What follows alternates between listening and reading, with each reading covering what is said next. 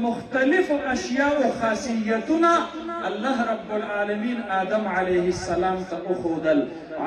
حضرت عبداللہ ابن عباس رضی اللہ عنہما فرمائی مراد دا دینا تشریعی امور ندی تکوینی امور دی. دا دنیا دا امور متعلق علم دا طولنا اول اللہ رب العالمین آدم علیہ السلام تورکو. زدا عصری علم خلاف خنیما، زدا مادی علوم خلاف خنیما. اول معلم دا دنیا دا خودلو، دا دنیا دا سائنس او دا ٹیکنالوجی دا خودلو براہ راست اللہ رب العالمین. اول متعلم آدم علیہ السلام. اول امتحان چی اللہ دا فرشتو وړاندې واخیستلو پا مادی و پا تکوینی و پا دنیاوی امور و پا علومو کی واخیستلو. زخو دا دی خلاف نیما.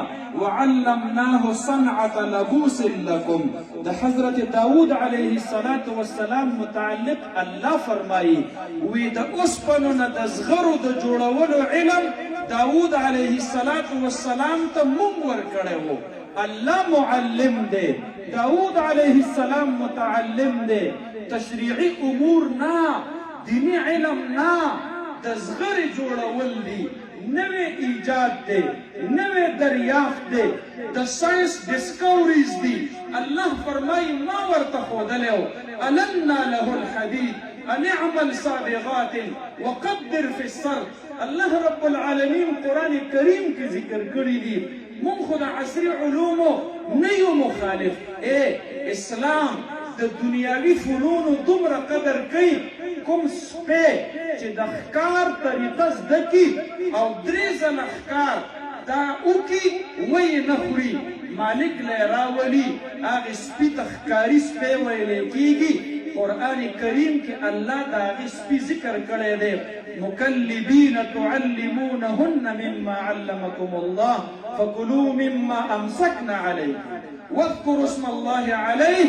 اللہ قرآن کے فرمائی سپیچ دا یو فن ماہر شی دا آغی سپی دا دنیاوی فن اسلام دمر قدر و قیمت کئی خیر دے کو دا سپی دا خلینا روڑل اخکار اگر یو مومن مسلمان تا ملاو شو اگرچہ پلیت لاڑے پہ لگی دلی دی دا سپی جھوٹا پلیتا دا خود دنیاوی فن اسلام دمر قدر و قیمت ساتی.